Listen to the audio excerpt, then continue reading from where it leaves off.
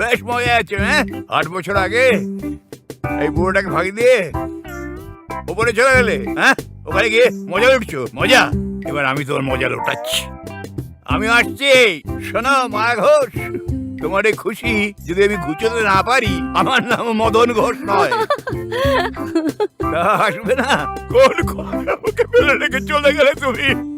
একটা ভেড়া আর ফুটফুট রখা আমার আর মাস ওটা জ্বালিয়ে খাচ্ছে, বিশেষ করে ওই সুপ্রখা। এরকম বেয়াদব বেশের মতন বসে থাকলে চলবে? কতটা একটু নাড়ুন। মুখটা তো খুব চলে আপনার, শরীরটা চলে না কেন? এবার তো শিকড় গজিয়ে যাবে। কি হলো, ভেবার মতন চেয়ে আছেন কেন? জবাব দিন। না মানে তোমার কমপ্লিট হয়েছে কিনা বুঝতে পারছিলাম না তো, তাই আমি হয়ে। হ্যাঁ, তা তো থাকবেনই। আমার লাইফটা কমপ্লিটলি খতম করে আপনি তো মহানন্দেই আছেন। মাথার ঘাম পায়ে ফেলে সব কাজ তো আমাকেই করতে হয়। কতগুলো কানেকশন আছে, পারমিশন পেলে সেই কানেকশনগুলো আমি পয়েন্ট আউট করতে পারি। Permission granted. তোমার কাজের মধ্যে শুধু চা করা আর রান্না করা হয়। তবে রান্না করাটা ইয়োর চয়েস। কাল তুমি চাও তুমি নিজে রান্না করবে, আর কেউ রান্না করো তুমি চাও না। বাকি সমস্ত কাজ, ঘর মোছা, কাপড় কাচা ইত্যাদি প্রভৃতি সব করে কে? ওই মালার মা। তার সাথে মাসে 10 দিন কামাইটা তো করে। সেদিনগুলো কি আমার শাশুড়ি ওপর থেকে নেমে আসে? তোমায় আমার নামে এসব বললো আর তুমি বসে বসে শুনলে? শুনবো মানে? আমি কি চির টাকা মিউ মিউ করবো নাকি? হ্যাঁ, আমাকে বেড়াল পেয়েছো? এরপর আমি একদিন শুরু করলাম যাকে বলে ব্যাঘ্র গর্জন। বাবা, ও বাবা, কি হলো বিল্টু সোনা? কোথায় কি হলো? এখন তো কিছু হলো না। কি হলো না বলতো? চাকরি, দাদু না মাম্মি ফেরতিন চাকরি। তাই তো রে, সেই জন্যই তখন থেকে ভাবছি। বাড়ির বাইরে গাড়ির আওয়াজ পাচ্ছি, বাগানে কোকিলের ডাক শোনা যাচ্ছে, আবার ছাদে কাকগুলো কাকা করছে। এখনো বাড়িটা শান্ত, কারো শরীর টরীর খারাপ হলো না তো?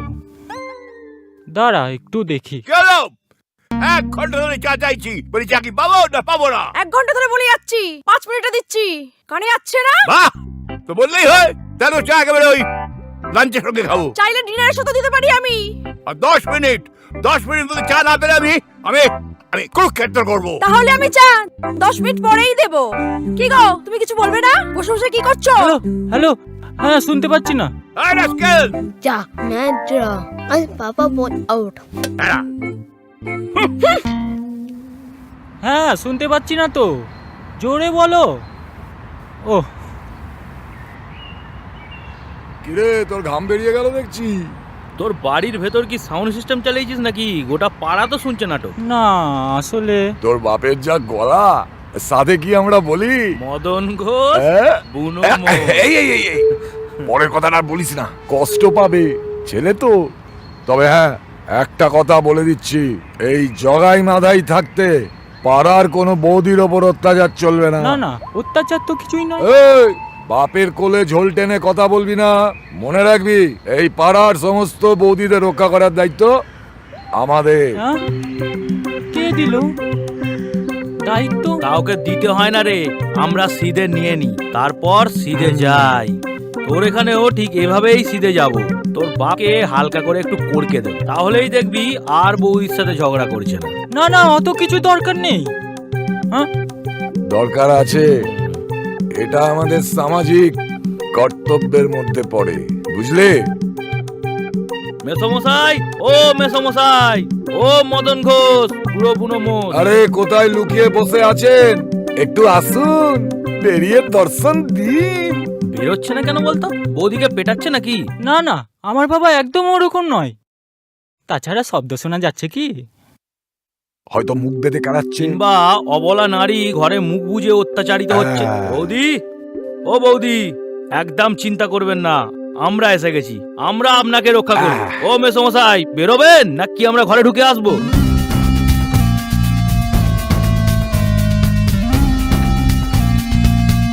তোমরা আরে ভুলে গেলেন, জগাই মাদায় 12 মাসে 18টা পুজোর চাঁদা নিতে আসি। আমি সেই 18টার একটা তো চাঁদা দিই না। আজকেও দেবো না। Get out. আজ আমরা চাঁদা নিতে আসিনি, আজ আমরা ভিত করতে এসেছি। আপনি আপনার বৌমার ওপর অত্যাচার করবেন আর এলাকাবাসী হয়ে আমরা তা সহ্য করব না। মনে রাখবেন, আপনার ছেলের বউ আমাদের মানে বৌদি। ছেলের বউ, ওই ছেলের বউ, একটু বাইরে আসতে আজ্ঞা হোক। তোমার দুটো কচি দাও, যাতে বয়স হয় তোমার বাপের থেকে একটু বেশি, তা তোমার সাথে দেখা করতে এসেছে। ছেলের বউ, কি অভদ্র লোক দেখেছি। এই ছেলের বউ, বৌমা বলে পর্যন্ত ডাকছে না। এ কি, এরা কেন এসেছে? আপনার চোখের জল মোছাতে বৌদি। আজ ঘরে ঘরে আপনাদের মতো যত অত্যাচারিতা বৌদির দল। এক মিনিট, আপনারা কি ঘরে ঘরে গিয়ে বৌদিদের চোখের জল মোছাবার দায়িত্ব নিয়েছেন? মানেটা কি? মায়েরা বলছি, নতুন স্কিম এটা হচ্ছে, মানে ওই দুয়ারে দেওর। আপনি কোনো কথা বলবেন না, নইলে কেলিয়ে বৃন্দাবন দেখিয়ে দেবো। তার আগে আমি তোমাদের ওই থানার ভাত খাই ছাড়বো। থানার যে নতুন অফিসার, সে হচ্ছে আমার ছেলের বন্ধুর ছেলে। এই ছেলের বউ, তুমি চিৎকার করতে থাকো, আমি তোকে ফোন করেছি থানায়। চিৎকার করো। কেন কেন চিৎকার কেন? আরে লোককে বোঝাতে চাইছে যে ওর ওপর অত্যাচার হচ্ছে। ব্যাপারটা তো সোজা নয়। তুমি চিৎকার করো, আমি ফোন করি পুলিশে। পুলিশ আসবে, এসে দেখবে যে দুটো ধুমসে লোক এসে আমার ছেলের বউর উপর অত্যাচার, মানে শ্লীলতাহানি করার চেষ্টা করছে। হ্যাঁ, এই ছাড় তো। সাক্ষী কোথায়?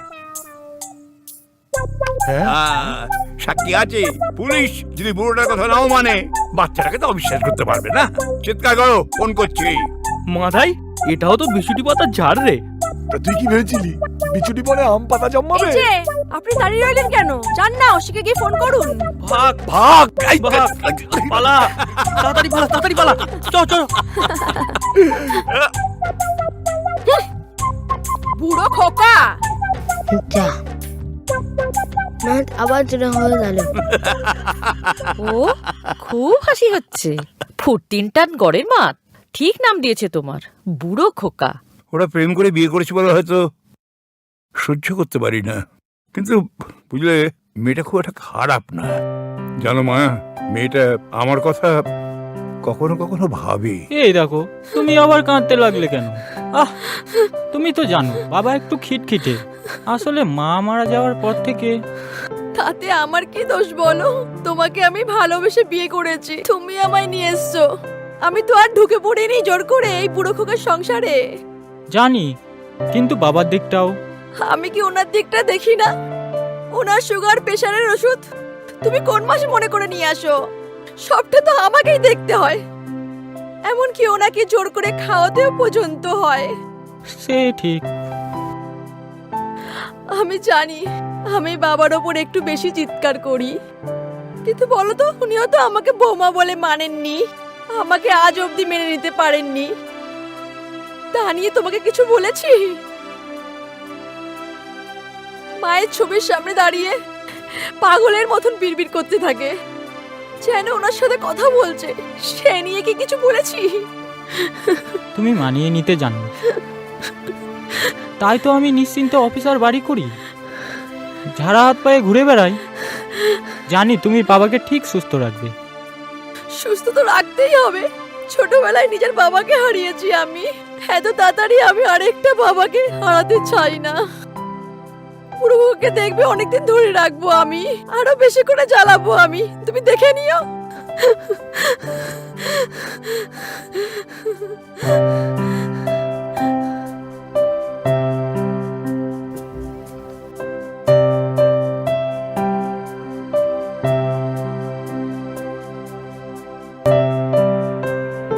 ইস, কি অসভ্য তুমি!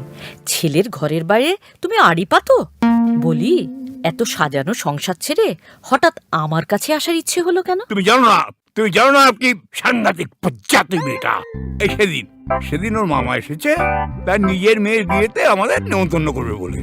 নিজের মামার সামনে আমাকে কি অপমানটাই না করলে। একমাত্র মেয়ের বিয়ে একটু তাড়াহুড়োর মধ্যেই ঠিক হলো।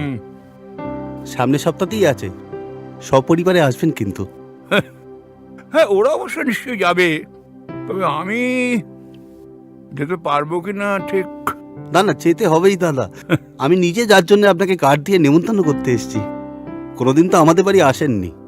মা বাপ হারা আমার ভাগ্নিটা আপনার পরিবারে দিয়ে আমি নিশ্চিন্ত আপনি হয়েছি। জাননি, আপনি দেননি? সে জোর করে ঢুকে পড়েছে আমার পরিবারের মধ্যে। হ্যাঁ, সে তো ওরা কলেজ লাইফ থেকে একটু প্রেম করত। ছেলেকে পাঠালাম, তুই যা গিয়ে একটা ডিগ্রি নিয়ে আয়। সে ফিরে এলো সঙ্গে একটা বউ নিয়ে। এই রাস্কেল, কাম হিয়ার।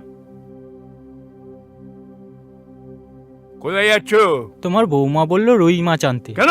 আসলে মামারা এসছেন তো, একটু মাছের কালিয়া। না না, আমরা তো একটু পরেই চলে একটু চলে যাবে।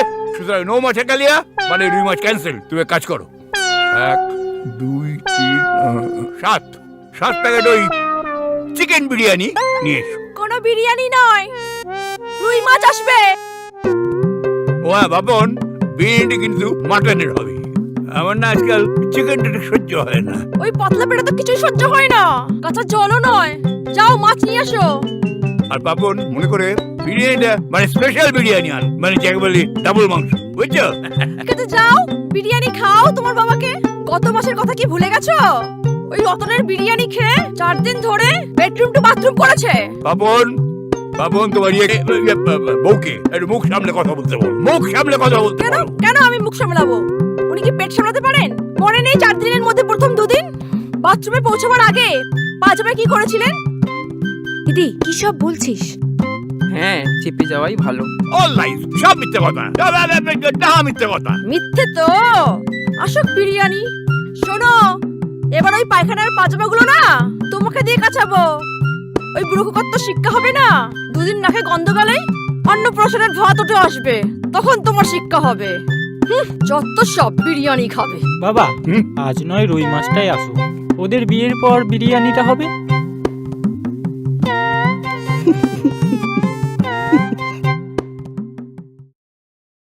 বাবা জীবন, একটু দাঁড়াও, আমিও যাব তোমার সাথে বাজারে। এটাও রাস্কেল। রোজ রোজ আর এই ঝামেলা নিতে পারছি না রে। কি করে যে এতগুলো বছর তুই কাটালি ভাবতে পারি না দিদি। তাহলেই বোঝ কি স্যাম্পল নিয়ে ঘর করছি আমি। আমি হলে তো 2 দিনে শ্বশুর বাড়ি ছেড়ে চলে যেতাম।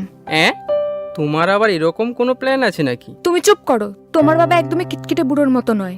জানিস দিদি, ওর বাবা মা আমায় খুব ভালোবাসে। হ্যাঁ, তোমাকে পেয়ে তো দেখছি আমাকেই ভুলে যেতে বসেছে। তোর ভাগ্যটা কি ভালো রে। সবার ভাগ্য তো আর এমন হয় না। জানিস, এই 7 বছরে আমাকে বৌমা পর্যন্ত বলে ডাকেনি। ইস, জামাইবাবুকে বলিস না কেন অন্য কোথাও একটা ফ্ল্যাট নিয়ে থাকতে? তা কি করে হয়? বয়স্ক মানুষ, একা পড়ে থাকবেন? তা সেটা তো ওনারও ভাবা উচিত না? এই বয়সে ছেলের বউ না দেখলে কে দেখবে? সেই মতো বিহেভিয়ারটাও চেঞ্জ করা উচিত। সেটা বোধহয় এই জন্মে আর হবে না। আমারও তাই মনে হয়। যতদিন ও বুড়ো বেঁচে থাকবে ততদিন তোর শান্তি নেই। ভালো, নিজের ফ্ল্যাট নিয়ে থাক, শ্বশুরের হাতের থেকে বেঁচে যাবি, শান্তিতে থাকবি, বুঝলি? শান্তি দেবো। আজকেই তো ওদের শান্তি দেবার দিন। সব কথা গেছে জানো, বিয়ে বাড়ি। ছেলে নাতি বারবার বলছিল আমাকে, কিন্তু আমি কিছুতেই রাজি হইনি। কেন রাজি হব? কেন? ওয়াই? আমার ছেলের বউ তো একবারে বললো না, উল্টে কি বললো? যে যাবে না। কাউকে সারতে পারবো না বলে কন্ট্রাক্ট করে বেরিয়ে গেল। যাবেই তো। আমি কিটকিটে বলবো, বিয়ে বাড়িতে গিয়ে যদি কিটকিট করি, সে ব্যবস্থা আমি করেছি। এটা কি জানো? সুইসাইডাল নোট লিখে রেখেছি। আমি স্বেচ্ছায় প্রাণ ত্যাগ করছি, পৃথিবী ত্যাগ করছি, যাতে ওদের ওই পরে পুলিশ হ্যারাসমেন্ট ফেস করতে না হয়। ভালো করিনি?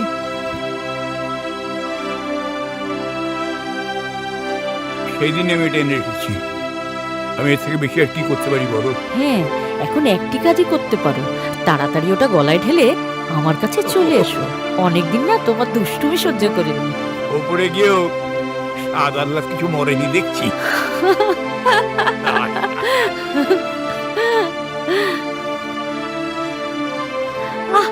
আবারও সব কি দেখছো? মায়ায় জড়িয়ে যাবে যে। হ্যাঁ, একটা মায়া কাটিয়ে আর একটা মায়ের কাছে চলে যাব। আমি আসছি মায়া, আমি এক্ষুনি আসছি।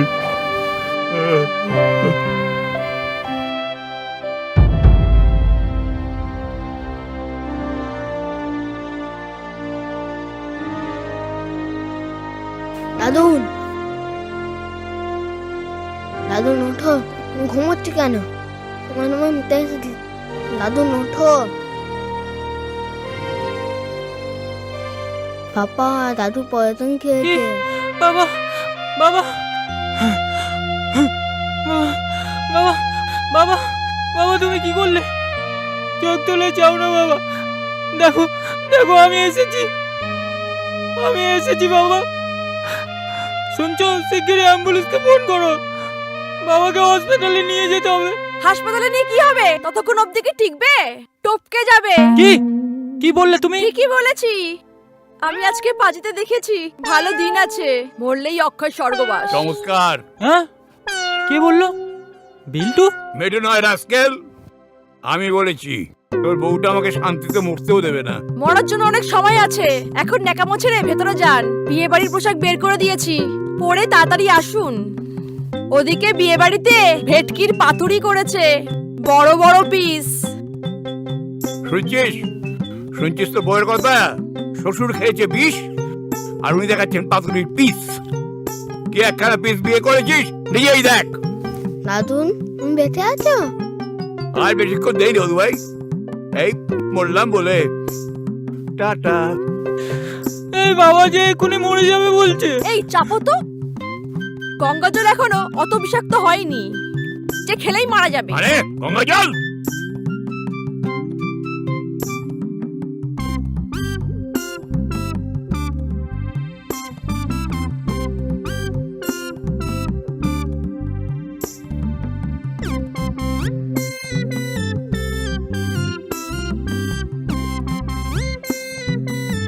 পাজি, বেল্লেক, ছুচো, বিশ্বাসঘাতক। গালাগাল দেবেন না বলছি কিন্তু একদম। 498 ক বলে একটা ধারা আছে, জানেন তো? হ্যাঁ, 498 কগুষ্টের পিন্ডি। একটু শান্তিতে আমি মরতেও পারবো না, এরা আমাকে দগ্ধে দগ্ধে মারবে। হ্যাঁ মারবো, আরো অনেকদিন জানানোর জন্য না আপনাকে বাঁচিয়ে রাখবো। একটু একটু করে তরপে তরপে মারবো। জানি জানি, সেই জন্যই তো মাঝপথ থেকে আবার ফিরে এলে। না বাবা, তোমাকে ছেড়ে দিয়ে না আমার আর বিল্টুর দুজনের খুবই মন খারাপ করছিল। আমরা চুপচাপ গাড়িতে বসেছিলাম, কোনো কথাই বলছিলাম না। হঠাৎ ওই তো বলল, এই দাঁড়াও দাঁড়াও দাঁড়াও দাঁড়াও, থামো থামো থামো। কি হলো? আরে আসল জিনিসটাই তো নিয়ে আসতে ভুলে গেছি। আবার কি বললে? ও গিফট বক্স, ওই তো বিল্টুর কোলে। আরে না না, অনেক দামি জিনিস, পড়ে থাকলে মুশকিল হবে। এই ড্রাইভার, গাড়ি ঘোরাও। ওরা না নিয়ে এলে না চলবে না, যদি বাই চান্স কোথাও হারিয়ে যায়। এই গাড়ি ঘোরাও ঘোরাও। দামি জিনিস তো চলো না দাদু, আমরা বিয়ে বাড়িতে যাবো। হ্যাঁ বাবা চলো না প্লিজ, এমনি করে বসে থেকো না। ও তো শুধু তোমাকে নেবে বলেই ফেরত এলো। বাবা প্লিজ চলো।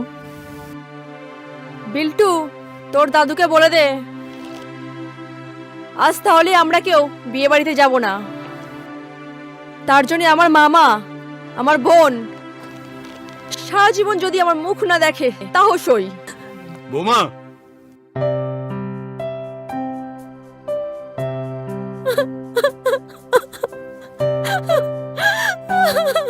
আমি যাবো। তুমি বললে আমি কি না গিয়ে পারি?